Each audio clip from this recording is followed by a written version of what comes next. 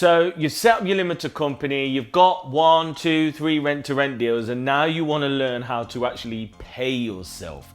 On this video, I'm going to break down exactly what I did and exactly what I would do if I was you trying to pay yourself from your limited company and rent-to-rent.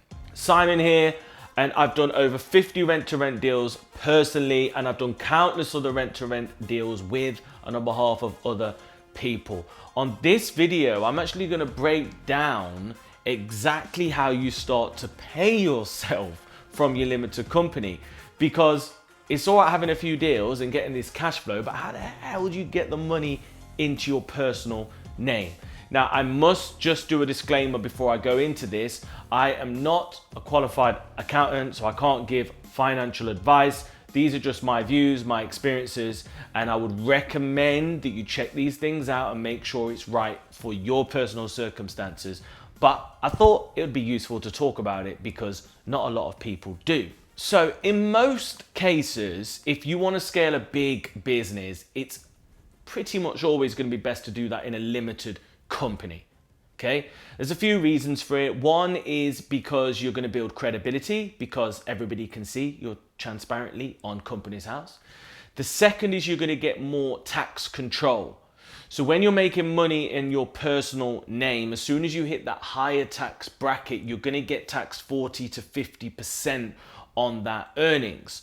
Whereas in a limited company, corporation tax at the time of shooting this video at least is 19%. So if you're making big amounts of money, it's better to be in a limited company. And the third reason it's handy is because in terms of liability, when you've got a limited company, it's actually its own entity. So there's Simon and then there's the limited company, and they are, they're two individual bodies. That's going to be useful for later on in this video as well. So personally, I've opted for a limited company. Obviously, we're now generating, significant income. We're doing, over £1 million of rent-to-rent income per annum. We just hit that goal, and now we're looking to scale up to 2-3 million. So the question is then, how do I go about it? It's all right me saying, yeah, I reinvest that money into assets, but how exactly do I go about doing that? And how do I go about paying myself? So when I first started, I wasn't that reliant on the income from the rent-to-rent because I was doing my other job at the time. So it was mainly about reinvesting that income to get more deals and get that compound effect to the point where we was hitting 5K a month, 10K a month, 15K a month.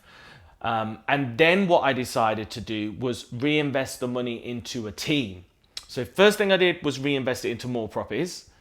Second thing I did was I reinvested it into a team, staff, so that it freed up my time, because it was more important for me at that time to use that money to grow the business.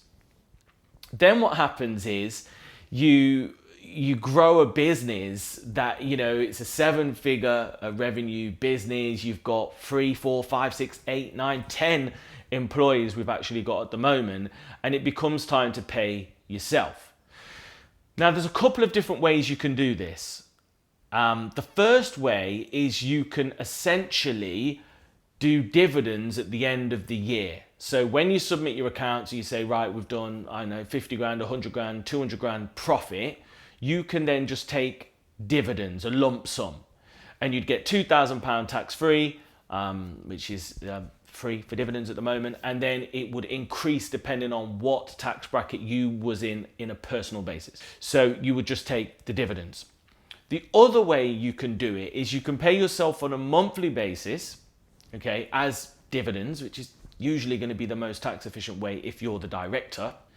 So if you're taking 2-3 grand a month, but then you don't hit those levels of profit, then actually that will be classified as a wage, as a salary. But once again, seek financial advice with that. But in terms of me and strategically, what I do in my rent-to-rent business is I do a bit of both. So now I've got to the point where I pay myself a monthly amount, which actually goes straight into an ISA. It doesn't even come into my personal account because I know I'll spend it. So it just goes straight to an ISA and stacks up. Okay. And then when it's time for us to submit and realize our net profit, I will then take a big dividend of however much I want, which is great. If you need to live off the cash flow from your rent-to-rent business, then I would personally recommend, in the first instance, you can get the director's loan back. What's the director's loan? So when you set up a limited company and you maybe, you want to invest in the setup, you invest in the deals, you might invest in some education or mentorship, Simon would put £10,000 into the limited company, whoosh, and then start spending that, okay? And when you want to get that money out, Simon can call in that 10 grand loan and get 10 grand tax free, okay?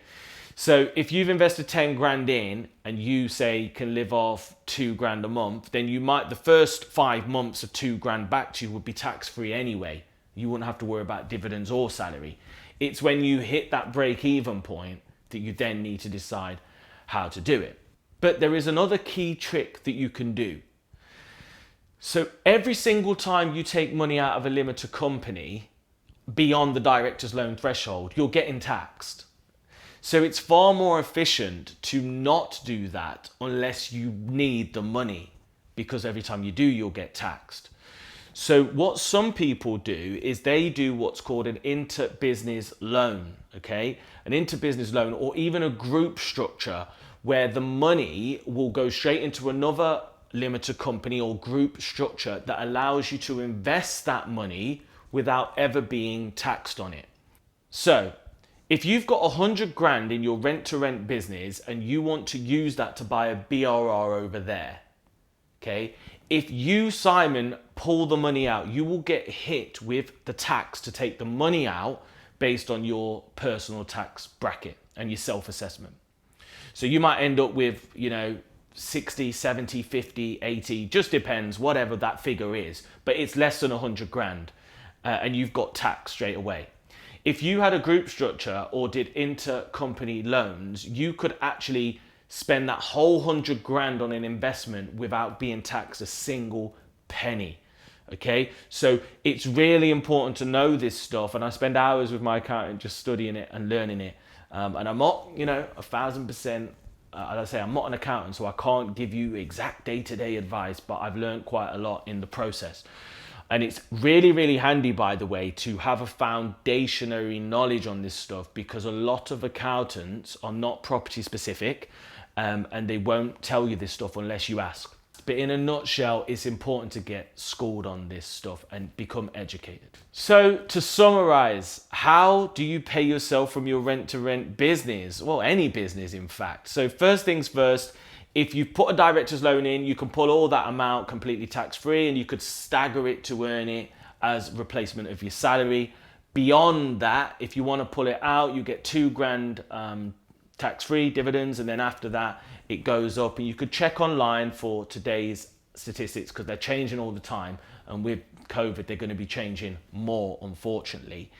If you want to use the money for another investment rather than for spending, it's probably best to set up some type of group structure so that the money doesn't leave your business, it just goes into another one and you can purchase it that way. And that is really, really smart tax efficiency that you couldn't do if you had your business in your personal name. If you found this useful, hit the subscribe button, comment below, and I'll see you in the next video.